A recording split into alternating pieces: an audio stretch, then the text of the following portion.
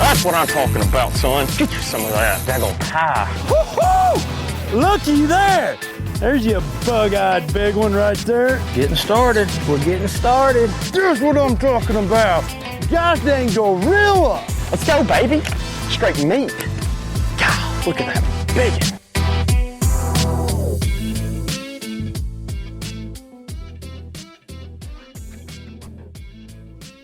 Hey, welcome into the BAM Pod, everybody. This is Big Ed, your host, and tonight's guest is a person I've got to fish with before, and I tell you what, he is one heck of an angler. He won the Forest Wood Cup in his rookie season, turned around, won the Bassmaster Classic to top it all off, and tonight it is going to be Luke Clausen joining me, and I'll tell you what, it's a heck of an interview. Come on over, sit down, buckle up, enjoy, because he is a heck of a guy, going to give you a lot of good tips. So thanks for tuning in, and let's get this thing started. All right, guys. Hey, welcome into the show. We're going to be doing this as a two-parter here, and we're going to be talking with one of the best anglers on the circuit right now out there, and this is Luke Clausen. You guys might know him. He's done a couple really cool things. He was at one time he went down and won the FLW championship, turned right around and won the Bassmasters Classic on top of that. Made himself a couple bucks, made himself into a legend for sure. And he's coming on here, and he is going to talk to us a little bit about some of the new pattern, the new products coming out, some of the new things going on, how to actually use them, what to do with them. And Luke, welcome to the show, man. We really appreciate you coming on. Yeah, thanks for having me. I'm looking forward to it. I always talk a little bit beforehand, so we always talked about some of the stuff, and we wanted to talk about, some of the sponsors he's got. He's got Jackal, he's got Z-Man, he's got Loomis, he's got, was it Shimano? Shimano, Loomis, yeah, Dirty Jigs, Seagar, yeah, a bunch of different great companies. And that's one of the things that, this time of year, we're going to start having all these different transitions. We're going to have this, fall, we're going to go into winter eventually here. He's up in Spokane, Washington, so he's a little bit further north. He's up there, the water's a little colder than it is down here in California.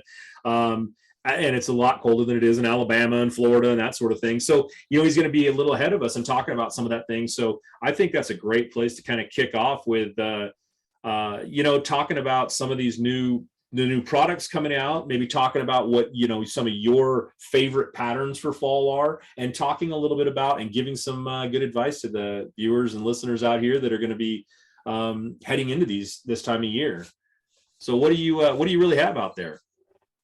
Yeah, definitely. And fall's kind of a weird time of year. It's so different everywhere you go in the country. You go in the spring and fishing's a lot more similar all over the country. Now here in the fall, we have different forage bases that really change the way the fish react in the fall. So you get in the south and you end up with a lot more shad, whereas up here we have a lot more perch and trout. So fish definitely act different up north than they do down south and even back east. Whereas in the spring, you can pretty much go to the bank and catch them a lot of times. Up here, we're starting to have a lot of smallmouth that are moving out this time of year. That shallow smallmouth water bite is just pretty much over.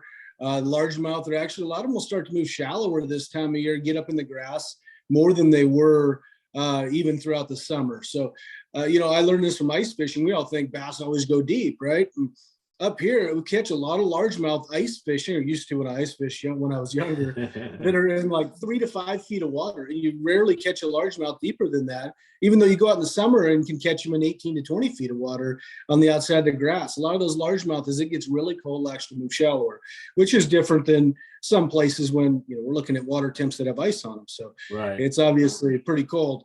But up here right now, it's getting to be a deep deal for smallmouth. So a lot of plastics, drop shots, a lot of hard baits are starting to really play for the smallmouth. They do for largemouth too, and all over the country as that water gets down in the 40s. But like the Jackal Derrick Coop is a bait that, man, I didn't really know the power of a tail spinner till a couple years ago. And I've seen that play in a few places when it's in the 40s that I never realized how good it could be. And we've always thrown a blade bait up here. That's right. Another one that works in the southeast and the south, and from California to Georgia. I've caught them on a blade bait, but people really don't use it. This time of year, though, when they get out around bait, which they do all over the country, it seems like for the most part, they're around bait as that water gets cooled down to close to their winter temperatures, wherever that may be. If it's, it may be down to the 60s in South Georgia, whereas up here it's in the high 30s. But when it gets to the close winter temperature, those fish want to stay around that bait, especially smallmouth or any fish that are around shad, the open water forage fish. So that's one cool bait that I know a lot of guys probably haven't played around with the tail spinner that much. And man, it's a bait to me that it came out, and it's as good as the chatterbait was when it came out to me. You know, everything that's new is exciting. If anybody remembers the first time they threw a Senko, they remember like this is like cracked a bass, you know. Yeah. And that tail spinner's been like that the last few years for me in these cold winter temps, and it's turning into that, but it's still a lot of fish transitioning. How do you fish that thing most of the time? You know, a lot of it's on the bottom. Those fish that I guess are relating to the bottom. I've caught them around bait too, and just more of swimming it like a swim bait. But a lot of these bottom fish are actually almost like yo-yo in it, but small hops and fishing it on the bottom. If you can find fish under bait around the bottom, and again, I've caught them tight lining it like you would a small swim bait also. But those hard metal baits like that, when the water gets really cold, it's no different than a spoon. That's really when they excel, and they can excel over soft plastics all over the country. That's definitely good to know. And that was Jackal. What was the name of that again then?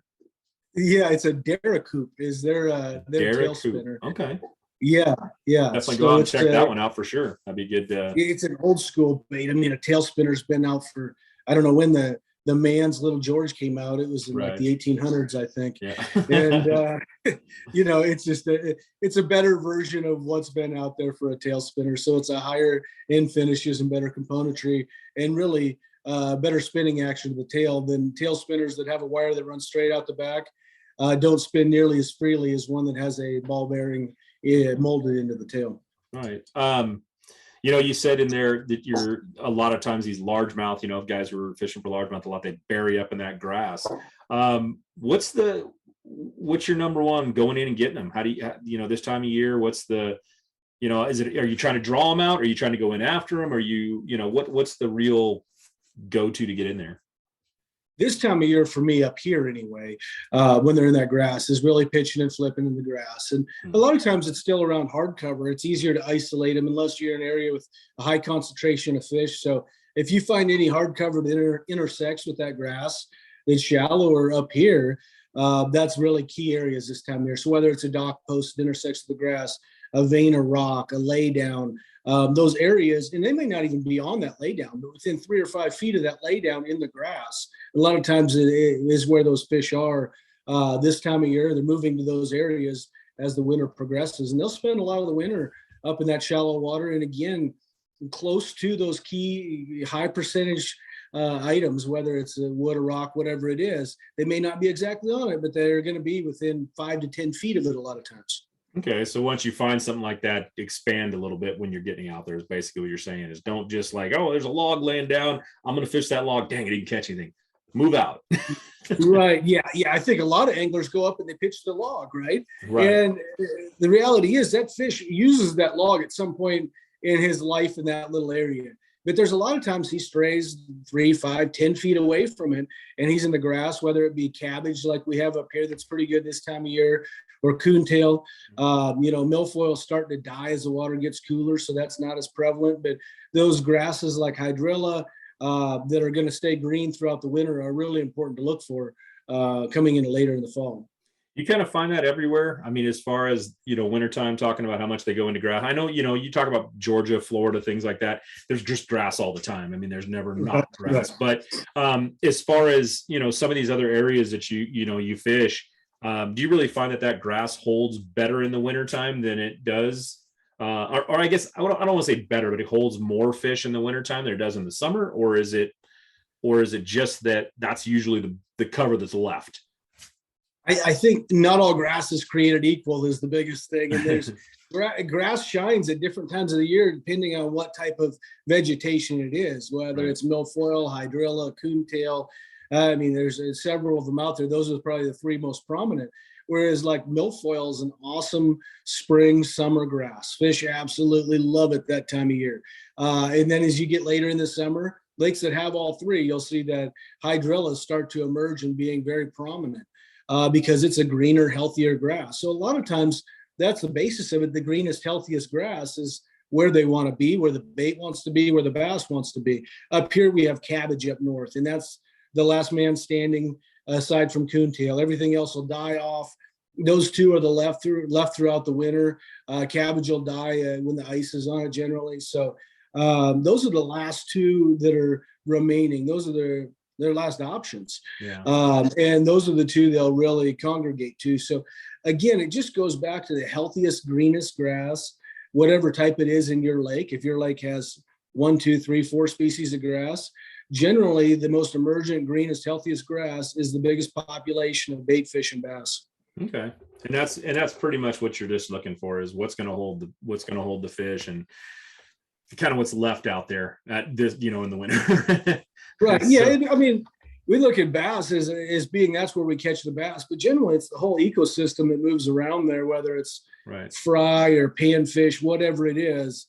A lot of times in a lake, if they're moving from one type of structure to another, that whole ecosystem's kind of transferring for one reason or another. And sometimes it's not identifiable, but generally when you find a place with whatever species of bass it is, there's a lot of bait there for that reason too. We talked a little bit about some of the different sponsors you have and different things. Z-Man is one of those ones that this year I really relied on heavily. That Z-Man Fatty Z was just a freaking saved my butt so many times. It's ridiculous this year. As far as, some of the products that are out there when it comes to, guys that have a little more confidence or need a little more confidence, what do you kind of push towards, with this being fall, with this going into the winter? I mean, it's always, there's going to be some finesse play. What's your biggest finesse as far as, those baits and that sort of thing that they really have and what they're coming up with? Yeah, just to work backwards a little bit, Z-Man is a cool company. I do want to brag on myself a little bit. That Fatties was a bait I designed several years ago. It didn't really catch on in the beginning, and a lot of the Elastec with Z-Man has been that way. And then the Ned rig came out and everybody started using Elastec and really realized how good that type of plastic can be for a lot of different situations. And now it's went back to baits that weren't as popular, are becoming more popular just because people are more accepting of the plastic. And of course, everybody knows the chatter bait. That's a bait that's just kind of taken the fishing world by storm, and the newest revelation in baits that you can throw anywhere and catch a bass on it, it seems like. Right. But to go back to your question, in the winter and the fall, the TRD is something that, I have in my deck a lot. It's a bait I have a lot of confidence on. It's a clear water bait though. And I've caught them in the winter a really good way when it's clear. Dirty water lakes are just not nearly as effective as it is there. And that's about as finessey as I'm going to go as far as plastics goes, a Ned rig or a drop shot. Their plastics up here in smallmouth country, especially the jerk shad, the scented jerk shad, now in 3 sizes, is absolutely deadly on smallmouth. It's something that, we learned years ago in the Great Lakes. There was Steve Clapper, a guy that was really dominant out there. It was a big secret. It was a Strike King bait that Z-Man made for him, the Z2. And he was winning all kinds of tournaments, and the secret's out now. Everybody has one tied on in smallmouth fisheries, but that's a really good fall bait for smallmouth. And honestly, that's a bait that I probably need to play with more in this Demiki rig style of fishing. I don't know that much about it, and that's something I'm going to spend some time this fall doing, putting a jig head in that little jerk shad and fishing it on a jig head. There's guys catching them. We just saw Jacob Porosnik won an open at Smith Lake on spotted bass. We've seen guys catch smallmouth in Tennessee. We've seen them catch them up north. We've seen them catch largemouth in the Ozarks on it. And frankly, it's a technique I'm not very astute with and need to go play with. But there's a lot of guys that are starting to use that Elastec for that too, and that jerk shad, especially the 3.75, the smaller one. That's becoming very popular in the last 18 months or so. And I feel like I'm behind the wagon on that one, kind of chasing my tail. I need to go out and just spend some time on the water doing it, because obviously it's a technique that can and does win tournaments. Right. Wow. That's that's definitely sounds like something people ought to look into. And well, I mean, it always ends up being that way. Somebody finds it out, figures it out, goes out and does it and starts catching fish. So, and then it blows up. It's really one of the latest techniques that, right. Yeah. I think it's one of the latest techniques we'll see being pushed a little bit here. It's kind of been on the fringe. last fall, and now this year, a bunch of high finishes and tournaments in a lot of places in the country are getting caught on that technique. And it's something that we're going to see more and more of, I think. But back to Z-Man, another finesse bait. They're actually coming out with a new bait that's going to be out in October. I've had the privilege of having prototypes for a while. It came out at ICAST, is the chatterbait mini max. So it's a small little chatterbait, but it goes into a 1/2 ounce. Yeah. So you can effectively fish that bait. And I mean, I'll throw it on 10 or 12 pound line a lot of times with a small trailer, like little swims or the baby goat. And you can fish it in 15 feet of water on 10 or 12 pound line. It's a lot tighter vibration, which most people that have fished for many years know. The colder water, the tighter vibration can be better a lot of times in those colder water situations. And that was a player last fall for me as a prototype. And it's going to be this fall too for all 3 species. I've caught every species of bass on it. And that's a bait that is going to, I think, skyrocket in popularity here when it's available to the public in the next month or so. At Ford Fairfield, we'll make your ownership experience simple. Our simple price, simple process is designed to save you time by eliminating the back and forth. That means you'll always get our very best highly competitive offer right up front. No games, no gimmicks. Our goal, to provide you with an exceptional experience. Stop by or book your appointment today. Ford Fairfield, simple price, simple process. Wow. Yeah, I got to see that down there at the ICAST. That was pretty impressive little bait. And yeah, there's a lot. I mean, I kind of saw a lot of things down there, but Z-Man's really, it's funny when they first came out. I think that they were more this, like, I don't want to say a niche market. They were just kind of this weird little thing that people weren't paying attention to. Then they came out with the chatterbait, then they kind of did that. And then all of a sudden they just absolutely blew up. And this year, I got to see the frog that I think you helped design their new frog. Like you talk about the Fatty Z, you got to have your hands in. I think that's one of the things, and I know a lot of companies do this, and a lot of companies, but they really seem to pay attention to what you guys, I talked to Mark Daniels about that. They really seem to pay attention to what you guys have to say about what's actually going to go out there for everybody on the market. Have you really found that with Z-Man especially, or has it, I know it does, go across the board that way, but I just think like they just listen to their anglers pretty well. Yeah, they do. And I'm not going to name any names, but I've been with companies over the years that throw stuff out on the market. We may see it, get a picture of it or something, they throw it out there. And, Z-Man's very fearful of creating a product that's not going to live up to their standards, So right. The prototype process lasts a long time. I developed a spinnerbait with Z-Man a couple of years ago, and we were probably 10 to 12 months of working on this spinnerbait. A lot of days of me using it on the water. And the more you use a bait, the more faults you realize it has, and the more you realize the attributes that are really beneficial. I've been with Z-Man for, probably 10 years now, since they were a little company. And right. They've been that way the whole time. They've been great about listening to us, for one, but really being patient to get this stuff on the market to make sure it's right. I think there's a lot of examples out there in the fishing industry of products that come out that, whether it's line that breaks all the time or a trolling motor that fails, and they're going back and fixing it all the time, and putting products out there that don't work, don't benefit a company's name at all and their reputation. And Z-Man's been really good about that. I think they're, I have a lot of respect for the people that work there, but also their strategy, they want to produce the best baits they can out there. And right. They don't want to end up making a knee-jerk reaction and throwing something on the market that's a piece of what. So they have been good about that, and I think that's really helped us come out with some great products. Well, you talk about that, and one of the other sponsors you kind of talked about was G Loomis, and I know you've been with Loomis for a while. I can't remember how far back you went with them. I don't know if you were with Gary or not, but I know it's been a little while. Yeah. So Gary wasn't there as an owner when I first started, but I first started when I was 17 years old. Right. Being there from the state of Washington, I've had a relationship with them for a long time, and I have been with a couple other rod companies in between, and I've been back with them again for the last 4 or 5 years. One of my best friends was the rod designer there assistant rod designer for a long time. Know a lot of great people that work there, and they have always made a great product, and it's always been a good fit for me because they're in Washington. Here it's only about 6 hours away, which is relatively close for them to other pros. Yeah.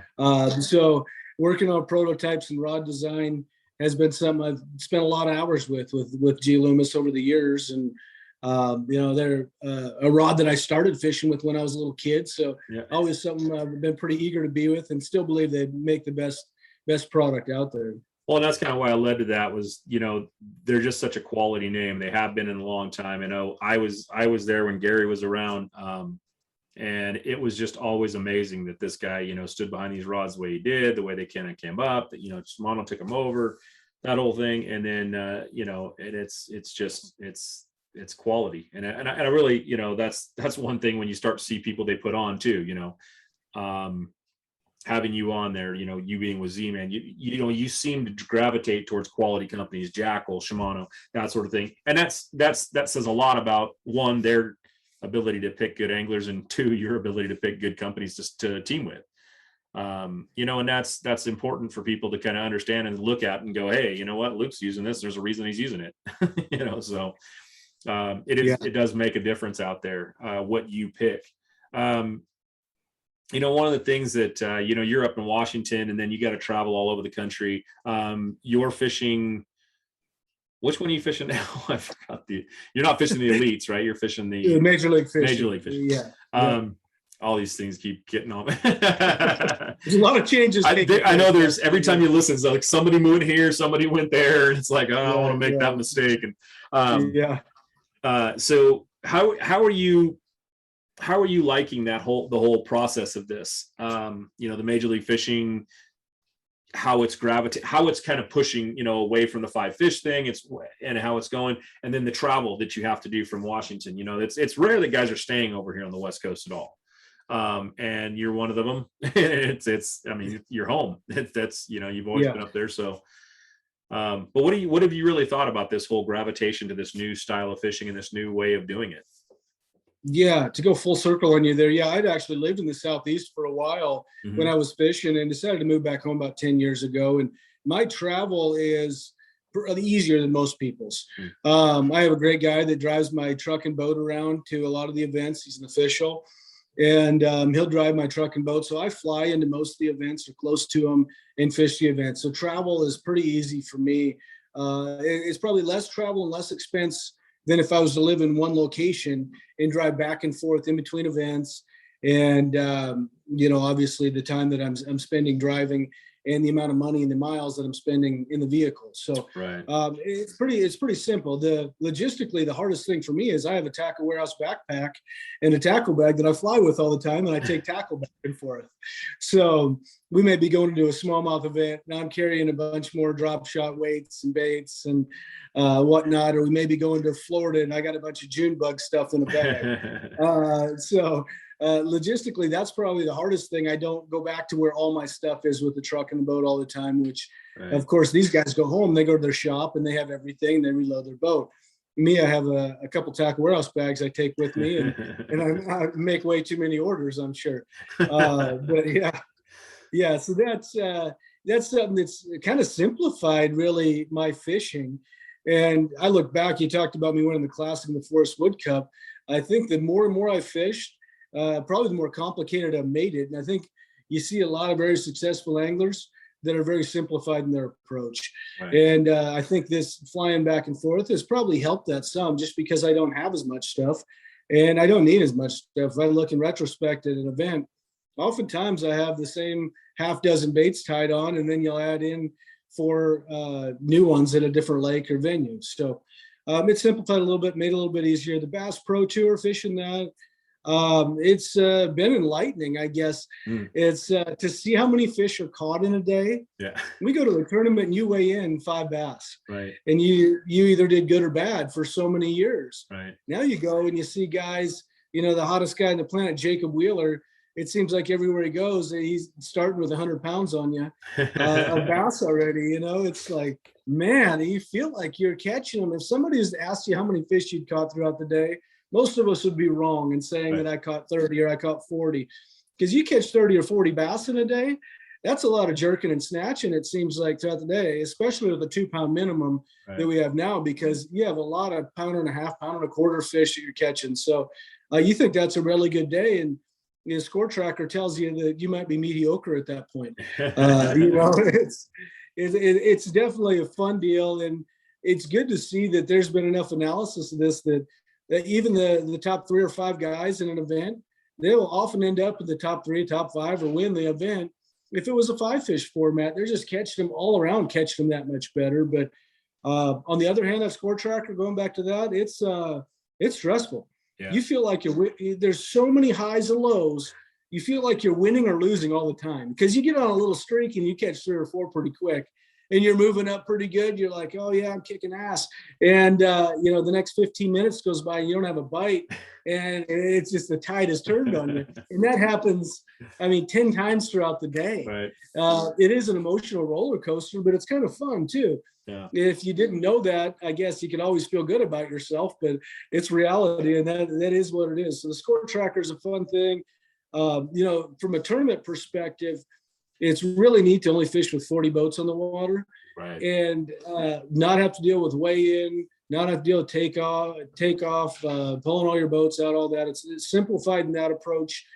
But I think we've seen enough lakes over the country and realize the importance of the health of these fish. And we go to a catch and release lake, and say it's in Florida or wherever it is, there's catch and release lakes across the country. They are far better than a lake that we can keep fish out of and have tournaments on. And, you know, it is pretty important to me to let these fish go immediately. I think it's just so much better for these fish. You kill far less fish in delayed mortality, and it's good for the health of the fishery. It's not feasible for all tournament organizations. I definitely understand that not everybody can go catch, weigh, and release, but that's definitely a high point. And none of them deal with culling. I absolutely hate culling fish. Yeah. It's something, you just caught one. The last thing you want to do is jack around with weighing one and do that. The first thing I want to do is get back up and make another cast. So it's nice to not have to deal with that. And you kind of feel like you're keeping your momentum going too. Right. That's, you know, did you, you fished the cup events, right? Yep. You know, because that's one of the ones that that's where when all this started, I really love those things. I still think they're one of the better formats, the way they do it, where you're just, you know, you're on a small body of water, kind of in the middle of nowhere. You wake up and they're like, yeah, you might drive an hour here, an hour there, and you don't know where you're actually fishing until you get there. And then it's a ride through, and we're going to take the guys who are the best in the, you know, country, the best in the world, the ones who are fishing these, you know, these pro events, and we're going to put them out there and go, all right, prove it. Yeah. And I think for a person who is sitting on the couch watching it happen, and maybe that's their home lake that they're watching, and they're watching a guy who's, you know, one of the top in the country, top in the world, and he's like, and I got 3 fish today. You know? And you go, oh, I know I can fish. Cool. You know, kind of gives you that little, it almost gives you that sense of, this guy just doesn't know what he's doing. You know, I'm better than him. You're not, but you know, you get that. Right. What do you think about those kind of tournaments? I mean, like that, is that something that you really enjoy doing those, or is it more like, oh man, they're stressful and it is hard? Tired of searching through ads to find bass articles in your favorite fishing magazine? Well, we have a solution for that. Introducing Bass Angler Magazine, with over 30 articles in every issue, filled with tips and techniques to help you catch more fish. Follow the pros as they publish the most up-to-date seasonal methods to catching bigger bass. Whether you're a beginner or professional angler, make Bass Angler Magazine part of your gear today. Be a part of the fastest growing bass publication in the nation. Log on to bassanglermag.com with code TV and save 20% when you subscribe now. I absolutely love them. I wish every event was like that. You know, we voted in the Bass Pro Tour if we wanted to have practice or not. I was one of the few that voted for no practice, show up and fish an event. Yeah. I really absolutely love that format. I think practice is really overrated, but to your point, every angler, I don't care how good or bad you are, you have bad days. Yeah. You know, I don't care who it is in the country, you have bad days. Oh yeah.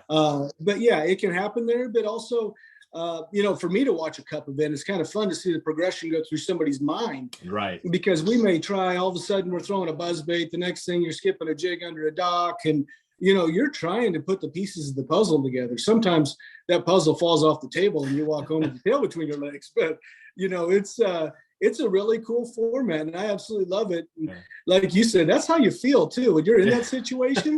Let's see how good you are, because that's what it feels like. You had this guy in the boat sitting there with a scale, like, you can't catch anything. What's the deal? You're supposed to be pretty good, So you definitely have some of that feeling. That's a pretty good depiction of it. But yeah, I love that format. I wish we could do that every event. I fly to those events, and that I literally take a tackle warehouse tackle bag that's that big and 5 rods to those events. And I think it's an absolute blast because I have some core products that I use, and various rods and reels that I think I can use several different things on, kind of utility rods and reels. Right. And I don't have very much of any one thing, and they're very simple things because I just don't have much with me. And to go out and approach a lake like that, it goes back to that simplistic approach of figuring it out. And like I said, I wish every event was like that. I think they're a blast. We'll give them to us. What's your stuff that you're just like, hey guys, if you're going out to the lake and you have zero clue about a lake, these are the 5 things that you should take with you to make any body of water you're going to. And you can be a little vague if it's, largemouth spot or, smallmouth lake, but what's your top 5 things that you just always have tied on and you're always ready to go with? Yeah. So, these events obviously are mostly in the fall and early spring we have. So they're a little bit different. We kind of have an idea somewhat of seasonally. You're going to, say, Georgia in January, you kind of have an idea of some baits you'd have. But I think most of the time I'm going to have a jig that I actually designed for dirty jigs, a Luke Clausen compact pitching jig. It's a smaller jig. It gets more bites than a big jig. And frankly, I've caught more big fish on it than I have a full-size jig in the last 5 years, I'm sure. That's one that I have in some sort of brown tone to it, something green pumpkin. We all know green pumpkin's kind of the joke of all colors because it works everywhere, right? But when you don't know where you're going, that's always one that's going to catch them, some sort of brown. And I throw a little TRD bugs on the back of it. So it's a jig that's about that big. It's just a confidence bait for me all over the country. I always have a spinning rod. And generally, if it's anywhere down south, I'm going to have a shaky head on it. Some sort of little 4-inch worm. Again, a dirty jig shaky head I'll throw on. SYR 822 Loomis rod is the rod that I use for that. And I use it for a lot of different things, but a good utility rod. Smallmouth, of course, throw a little bit of a hiccup in that. Jackal re-range is a jerk bait that I've been throwing more and more. I think more and more months throughout the year than I ever have. It just keeps every year I find myself throwing it throughout the course of the year. Whereas I used to be a guy that I only threw a jerk bait in the spring. And it's a bait that I carry with me pretty much all the time. A jackhammer. Everybody has a jackhammer now, and there's a good reason. It catches a lot of fish. It's kind of like the community hole of baits. Everybody's throwing it, but there's a reason they're throwing it. It catches a lot of fish. I don't know how many I'm up to now, but yeah, in a Texas rig creature bait, that's something that I'll throw pretty much all the time. I'll have some sort of Texas rig creature bait on there. The Z-Man goat I throw a lot when I want some action. What's the goat? It's a little twin tail, so it's a kind of a streamlined bait, and it's got a little twin tail on the back of it. So when I want some action, I throw that. And if I don't, if the water's really cold or I want a faster fall, I end up throwing some sort of beaver style bait. Okay. And generally, and as far as colors go in all these, it's pretty simple. We end up with any plastics. It's either a black or green pumpkin, which I find myself not throwing much black anymore. Right. There's situations it's really dirty, but green pumpkin or like a Canada craw color. Yeah. And we get to the moving baits. Big Canada craw fan. We get to the moving baits, and it's really shad patterns for the most part. If we go somewhere in January, I'm going to have some reds. Yeah. And, I might have like a TN70, a Jackal that I'll have with me if I'm going in January somewhere. But it's not that hard. We make it harder than it is a lot of times, I think. Yeah. I think it's interesting. I didn't hear a spinnerbait really. I guess the jackhammer's on that level, but it's not. It's spinnerbait. I didn't hear crankbait. I didn't hear, some of these other things that I think most people would go out and pick up and say, well, this is what I'm going to go bass fishing with. And it's interesting that you spend a lot more time, maybe with a little more finesse, a little more, I guess a little more, even with the jackhammer, it's a little not quite as power fishing as I thought maybe you would be thinking about that for wherever you go that way. Yeah, and I think I've probably progressed a little bit in the last couple of years. If you asked me that same question pre-COVID, it would have been a square bill. I'm sure I would have had a spinnerbait in there more. A spinnerbait, I still throw a lot of in the fall and in the spring. And I do carry a spinnerbait with me pretty much every one of those cups, but I don't always have it tied on. But I think COVID's really changed the way I fish just because the pressure on these lakes. Right. I mean, there's not a place in the country that's not just getting throttled with bass fishermen right now. And it seems like it's easier to get bites on a lot of these more finesse bottom baits than it was pre-COVID. Whereas covering water was, to me anyway, for me, more effective pre-COVID than it is now. And I think just a lot of that's the amount of pressure they're getting. It's like you're fishing behind somebody, regardless if you're covering water or sitting still. There's somebody right in front of you and behind you all the time on most of the lakes we go to, regardless where it is in the country. So I think that's definitely changed a little bit. These lakes have changed a lot just in the last 18 months, just due to the pressure from what I've seen locally and nationally. If I go fish at Gunnersville or I fish Lake Coeur d'Alene here next to my house, it's changed the fisheries, just the amount of pressure they've gotten. It's like a tournament goes on 7 days a week now. Yeah, it's been pretty crazy to think about how much, COVID has affected it.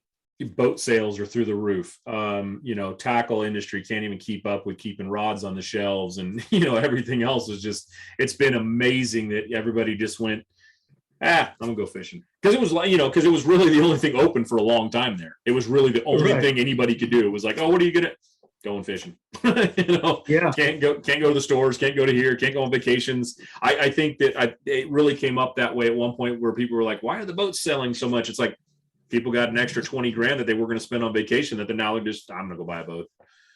I think that really came out, and it's good for our industry in the long run because, the more people that are fishing, the better. But we'll see how it plays out with these lakes. Like you said, once everything kind of calms down, settles down, and goes back to normal, will it change the fishing again? Yeah, it's kind of a question. It's like inflation. Is it transitory or not? Right. And right. Is this going to stick around or not? We might see a lot of bass boats for sale in 2 years, and people are saying, maybe that's not my gig, or maybe this is the new normal. We don't know. Right. But right now, there's a huge number of people fishing. Everybody in the industry's doing very well, selling tackle and products. And there's a lot of demand out there. There's a lot of pressure on our lakes. And it's good for the sport to have more people. But it definitely makes it more challenging to catch fish than it was in the past. These fish are seeing a lot more baits and getting caught on more of a regular basis. We've paired one of the most iconic hulls in the history of bass boats with a proven lineup of trusted accessories. We're bringing you best-in-class value and performance, leaving others in your wake. Turnkey value, turnkey performance. The Pantera 2 is an overachiever in the 19-foot category. Once you hit the throttle, you'll feel the rush, and there's no looking back. Yeah, I think it's real interesting because here in California, someplace you have fished quite a bit too, is that we don't have no water this year. We've got the worst fire season we've had in history. We've got our lake levels are just staggering. Yet people are still getting out and fishing as much as they can. So it's like, that's a lot of pressure on on any of these fisheries like that. The Delta has just been hammered this year. Most of the tournaments had to go out of the Delta for championships and the Delta for tournaments because it was just the only place that had water. Oroville's down to you can't launch on it. Shasta's super low. This is that and that.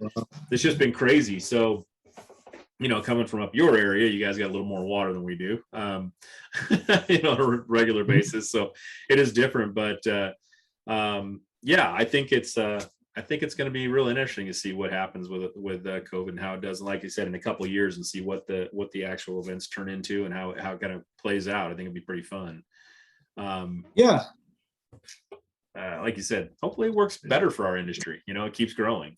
ICAST this year, you got down there, you got to show off a bunch of new stuff. Is there anything really, really cool that you just were like, dude, you guys got to check this out? You got to see something. I know Seaguar was doing a lot of new stuff, and I had talked to them a little bit. A lot of companies actually had some great ideas, and they're just like, but we can't get parts, we can't get this, we can't get that. But there's some new products that'll probably be out in the next 3 to 4 years. That'll be really cool once they get caught up with the amount of all the chips they need, or this they need, or that they need, and plastics becoming hard to get. So it's really crazy. It is. There was some cool new stuff there. For my sponsors, we already talked about the Mini Max. Right. The big bladed chatterbait, the BBC that Brian Thrift designed, is a bait that I room with Brian Thrift, so I'm very familiar with it because he's been giving me blades for the last couple of years to make them. So that's a really cool bait, especially you guys are going to love it there. I mean, everybody in California seems to like big baits that move a lot of water and catch big fish. And that is a bait that it feels like you're throwing a swim jig after throwing it. Yeah. It absolutely will vibrate your arm off. And that's a really cool bait that's out to the public now. I'm trying to think of other stuff that was really revolutionary. A non-sponsor of mine, Shimano, came out with a bait with a jerk bait that actually has a foil that sits there and moves inside of it. Kind of a cool design. They will probably see some more companies come out with stuff like that. I'm trying to think what else was really new and exciting that I got at ICAST. And I know I always leave ICAST with a whole bag of stuff. And, I'm over there scrounging, trying to get some of this new stuff. But yeah, that was really cool. Some of the stuff had been out for a little while that we had at ICAST, like the NRX Plus with Loomis. Right. That is by far the best rod I've ever held in my hand. It's absolutely amazing. I never thought it would get better than an NRX. And you pick up one of those and it's kind of like, man, I don't even know if I want to keep using my NRXs. But it's a really awesome product. Shimano Vanford reel, everything keeps getting better and better, right? Regardless if it's rod, reels, or baits. And going to ICAST, you see that there's incremental gains in some things, and some of them it's leaps and bounds. That these products continue to get better and better. I don't recall when the goat came out from Z-Man. That's a bait that's made me a lot of money this year, and it's a new bait that's pretty exciting. I'm trying to think what else was new there that I'm forgetting about. And I'm sure there's definitely something out there. Right. There's some stuff that was just brought back too, like the Jackal Bling. That was a crankbait that was a powerhouse for several years and got discontinued, and they brought it back now. It's going to be out this fall. That's a bait that's coming back into production. It's a really an awesome little crankbait in the spring and fall both. A little flat-sided crankbait that it was kind of forgotten about after it got discontinued, except for the guys on eBay that were paying $150 a piece for it. Oh man, they're going to be angry. Yeah, you didn't want to invest in those a couple months ago. Oh, wow. But yeah, I'm trying to think. Yeah, speaking of Seaguar, they came out some introductory level fluorocarbon and braid. Right. That I got a spool of both of those, and I've been playing around with some rods at home, and amazed how good they are for being an introductory level product. They're actually a really good product for that. And there's some things I wouldn't say that about that are introductory level generally means they're not as good. But right. This is they have really good products. The Base X braid and I think it was a 101 fluorocarbon. So both of those were kind of nice to see that there's products out there that are inexpensive, especially all the new people we have coming into the market right now, whether they're kids or adults. It's not only inexpensive, but it's a really limp, easy to use fluorocarbon. So knots are less fickle with limp fluorocarbon. Yeah. And it's just a lot easier to use. It's a 4-strand braid. It's a little bit rougher than Smackdown, but it's equally as strong, and it's easier to tie braided fluorocarbon knots to a 4-strand braid. So understand why it's introductory. Right. That kind of leads me into a little something with that is, you used to be one of the, you talk about some of these younger people coming in, but you used to be one of the young guns. You used to be one of those guys can't quite say that anymore. But it was. What do you think about all this new, the new guys coming in, this new flux coming in that has the, the high school fishing behind them, the college behind them, all the different, advantages that they really have. I mean, the electronics are different, and so advanced. I mean, that's, Jacob Wheeler's out there just blowing people away because he will study a lake so hard and for so long and just get it right. What do you kind of think about all this new stuff coming up? And I think it's a progression of the sport, and it's not a resource that I don't have available to myself. Right. The resource I may not have is the time that a lot of these young people have now. I used to spend 5-6 days a week on the water. I don't do that like I used to when I was younger.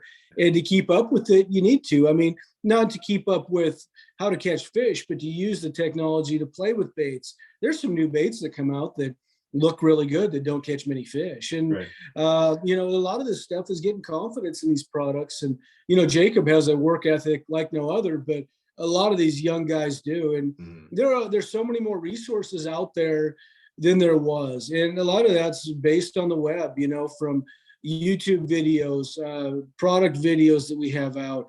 There's a lot of resources to learn about lakes, products, techniques to really cut the learning curve down. Right. So somebody can get up to a level that they weren't at in a lot shorter period than they were before.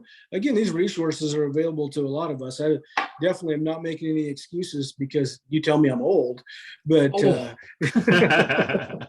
I'm kidding. No, it's something that's out there for everybody though. Even somebody getting into the sport, it's a lot easier to go out and catch fish than it was from back in the day. You read Bassmaster and Infisherman magazine. Yep. I know I'm aging myself there, but that was our resource, reading an article in a magazine. Now you can watch 20 hours of video and learn a lot more seeing it than reading it, watching somebody actually do it and understanding it and go out and replicate that yourself. So yeah, I can't say there's not a little bit of jealousy there that I didn't have all the resources when I was learning how to fish and getting better throughout the years. Because it's still fishing. You still got to go out and catch them, but it makes it easier to learn for sure. And there's a lot of technology, and it's going to keep going. I was watching a show the other day. It was a Bassmaster Elite Series show from 2016, and you would not have convinced me if I didn't see the date on there. It was that recent. But I mean, the rods had bigger guides. The graph was like a Lowrance HDS 9. Yeah. I don't even know if side imaging was prevalent yet then, much less down scan and forward imaging. And there's so many things out there now that are evolving at a pretty quick rate. Right. It makes you wonder where it's going to go. There's really fish don't have a place to hide like they used to. Yeah. They're not all going to bite, but it's a lot easier to find them. And there's a lot of technology that is making it easier to do so. Yeah, it's been pretty interesting to watch the advancement of it and to see when guys get on something, they're like, oh, well, here's a hydrilla bed, or here's the, cabbage bed, or here's this, and here's a rock, and it's things that I recently just did an interview with Shaw Grigsby, and not to say Shaw's old or anything, but we started talking about some of the electronics they started off with, Gary and they're like, yeah, we had flashers. It's like, oh, there's a fish there, I think, and you look at how far and how much we've come from, and what I really look back to how, guys like Rick Clunn, and I'm not saying, Shaw Grigsby, Gary, all these guys, even Kevin, he's a little more up there now.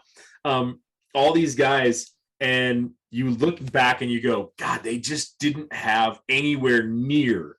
It's kind of like when people try to, oh, well, this is how Mike Tyson was versus Ali. Two different eras, two different everything. But these guys that are out there, Rick just won one when he was 71 or something, 70. He just won a tournament. Mm-hmm. Kevin Van Dam still relevant. Shaw Grigsby still relevant. He's out there doing these. He's not, he's not winning as many, but he sure is out there. He's still, you got to beat him. You're not going to pass him up. And you think about all that, and I just look at it, I go, so I don't know how you can, kind of judge the whole thing. When you were fishing, at your top level, when I was watching you go, I got to fish with you. You were a freaking machine, dude. Absolute machine on the water, and you're still going. I mean, it's still, I think like you said, you've got a lot more commitments now. You're not quite as, I don't want to say hungry, but it's that whole process of, I got a lot more things I got to do. I can't spend the 5, 6, 7 days on the water that I used to do. But it's still amazing to see the energy and the output that I guess angling still brings out of people. These guys aren't dropping off. You're not dropping off. You're not fading off you're like, nope, I'm still going to do this. I'm going to be out there fishing. You want something? Come get me. I'm cashing those checks. Yeah, I fish with a lot of guys that are legends in the sport, and I don't mean that derogatory that they're old, but they are legends. They have huge lists of accomplishments, and there's not one of them at the end of the day that's not casting as hard as he can, as hard as he was the first cast during the day, and they're just as pissed off when they come in if they didn't win as they were 20 years ago. Right. And frankly, we talk about the technology. The fishing was easier back then. We had less technology to find these fish. Right. It was harder to find them because we had less technology. I think the field as a whole is definitely a lot better anglers than they've ever been. But, we were better than our competition 20 years ago. Now our competition's caught up us, surpassed us in shorter periods. But a lot of that, the fishing's changed. It's not as easy to go catch fish as it was then. Technology's made it different ways that you find fish, but yet there's guys like these young guys go out there, they take their Lowrance active target and they put in 40-50 hours a week playing with it, and they're able to identify if it's threadfin shad or if it's a school of little perch out there, and I'm saying it's a ball of bait, and I've used it for 12 hours during the week. And a lot of it's dedication and staying on that cutting edge. There's still fish get caught on a Head Super Spook that they got caught on in 1982. But, there's also a lot of better ways to find them. And it's just constantly evolving. It has since before I started. There was guys using flashers. And we didn't have GPS back then. They were out there idling around to find a break. But you found a break, they're really virgin fish. Yeah. Well, now it's a lot easier to isolate that. There's a lot more pressure on these fish. But yet, now there's a way to go find suspended fish better. So it's just an evolution. It took place before I started. It'll take place after I'm dead, I'm sure. It keeps evolving. And if you don't keep up with it, you don't stay in the game. Right. I think one of those ones that got me the other day was I watched one of the old Bassmasters, and a guy, they were out there and they're trying to stay in the wind and they're trying to hold in positions and all that. And I was like, just push spot lock. Put your power poles down. It's like, those little things like that you just we just take for advantage, for granted now. It's like, what are you talking about? You just push a button and you're there, you stay there. But it's like you said, it's an evolution and it comes and goes. Yeah. And I don't think spot lock's only been around. I don't think spot lock's been around for more than 6 or 7 years. It's not like it seems like it's been here for a whole long time. Like, who'd use a troll motor without some sort of anchoring system, right. But it really hasn't been that long. It seems like the progression of evolution of the technology is escalated in the last 10 years compared to what it was for the 10 or 15 years previously. Right. And I'm not sure if that's really the case, but it sure seems like that. We've had a lot of things come out that are mind-blowing to me on how effective they were and why didn't we come out with this 20 years ago. Right. But it really has. It seems like the pace that things are changing is happening quicker for sure. Yeah. Well, Luke, we're just pushing our hour here, and I know I'd only keep you for about an hour or so. So, we'll wrap this up. I want to say thanks, man. I really appreciate it. It's always great to come on, talk with you, and you're always been one of my favorite anglers. Not just because I got to fish with you so much, but it was it was good seeing on the West Coast. And I hope you get to come back and we get you back on the show. And this was great, man. I really appreciate it, and a lot of good information. And thanks for coming on. Yeah, I appreciate it, man. It's always good to catch you up. It's a good time. Definitely get a hold of me anytime you want to do it again. All right, Dad. Guys, thanks for tuning in. We're going to sign off now. Thanks for watching the show, and we'll have this is a good one. So thanks for tuning in. All right.